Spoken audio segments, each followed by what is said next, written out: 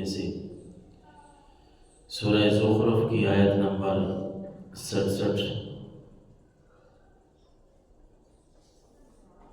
تلاوت کرنے کا شرف حاصل کیا۔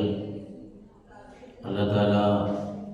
ہم سب کو قرآن مجید فرقان حمید پہ عمل کرنے کی توفیق نصیب فرمائے۔ دنیا میں انسان نے زندگی جو گزارنی ہے، اس میں کوئی بھی اکیلا انسان کوئی یہ کہے کہ مجھے کسی کی ضرورت نہیں ہے، میں بس اکیلا زندگی بسر کروں گا، یہ نہیں ہو سکتا، بلکہ اللہ تبارک و تعالیٰ نے انسان کی تخلیق یعنی پیدائش کے ساتھ ساتھ بہت ساری ایسی چیزیں بنائی ہیں، پیدا کی ہیں، جن کے ساتھ ہمارا چلنا ضروری ہوتا ہے۔ مثلاً رشتہ دار ہیں، ماں باپ ہیں، دوست احباب ہیں، اپنا گلی محلے کے لوگ ہیں، پڑوسی ہیں، پڑوسیوں کے اپنے حقوق ہیں۔ غرضے کہ اس دنیا میں اکیلے کوئی نہیں زندگی بسر کرتا، بلکہ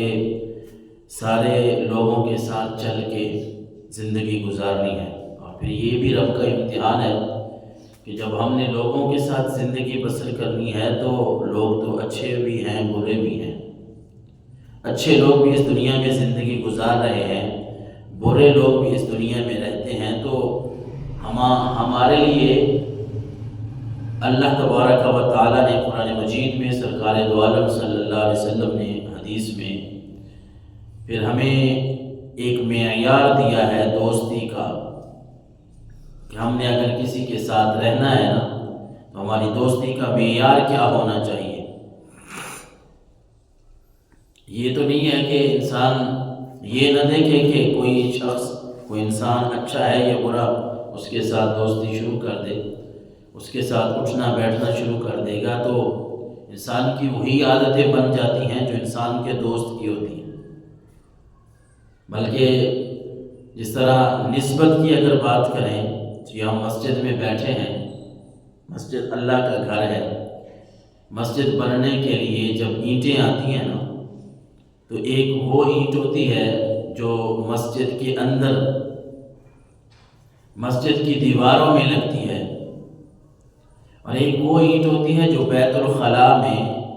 لیٹرینوں میں لگتی ہے۔ ایک ہی بنانے والا آدمی ہے، ایک ہی جگہ سے آئی ہے، ایک ہی بٹھے سے وہ اینٹیں آئی ہیں، اور ان کی پکائی بھی ایک ہی بٹھے میں ہوئی ہے، سارا کچھ ایک ہے، لیکن جو ہی نسبت ان کی تبدیل ہوئی ہے، تو جو مسجد میں اینٹیں لگی ہوئی ہیں، وہ پتھر لگا ہوا ہے، تو اس کا ادب اور احترام لوگ کرتے ہیں۔ وہاں جب آتے ہیں تو مسجد کے اندر ان اینٹوں کو ادب اور احترام کی نگاہ سے دیکھا گیا ہے، بلکہ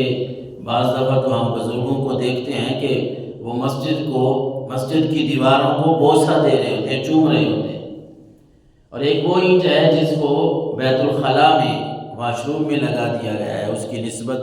جب تبدیل ہوئی ہے، حالانکہ ایک ہی جگہ سے آئی تھی، ایک ہی آدمی نے بنائی ہے، لیکن نسبت کے لحاظ سے فرق آ جاتا ہے۔ تو مقصد یہ ہے بات کرنے کا کہ انسان کا اٹھنا بیٹھنا جس کے ساتھ ہونا، جس کو ہم دوستی کہتے ہیں، تو وہ دوست دیکھ لینا چاہیے کہ میرے لیے یہ دنیا اور آخرت میں اچھا ہے کہ نہیں۔ اگر کوئی بھی بندہ کسی عمر کا اٹھنا بیٹھنا کسی ایسی جگہ پہ کرے گا کہ جو لوگ ٹھیک نہیں ہیں، اللہ اور اس کے رسول کی فرما برداری کرنے والے نہیں ہیں، تو پھر ظاہر ہے انہوں نے اپنی طرف کھینچنا ہے، اور انسان سو ہی بچتا رہے، کہے کہ نہیں میں تو صرف ان کی محفل میں بیٹھتا ہوں، میں کون سا برا ہوں۔ یہ اگر نشہ کرتے ہیں، سگریٹ پیتے ہیں، یہ اگر غلط موبائل پہ استعمال کرتے ہیں تو میں نہیں، میری عادت یہ نہیں ہے۔ وہ بھائی عادت تو انسان کی نہیں ہوتی، لیکن جب بندہ اس کے ساتھ بیٹھے گا، وہ ایسے دوست کے ساتھ جو برے کام کر رہا ہے، تو ایک نہ ایک دن وہ جو ساتھ بیٹھنے والا ہے اس کو بھی انہی کاموں پہ لگا دے گا۔ اور پھر یہ ایسی دوستی جو انسان کو اللہ اور اس کے رسول سے دور کر دینا، یہ قیامت والے دن بہت بڑا وبال ہوگا۔ الاخلاء یومئذ بعضهم لبعض عدو، رب نے فرمایا یہاں بڑے بڑے جگری دوست جو ہیں دنیا میں، وہ وقت بھی آئے گا کہ وہ ایک دوسرے کے دشمن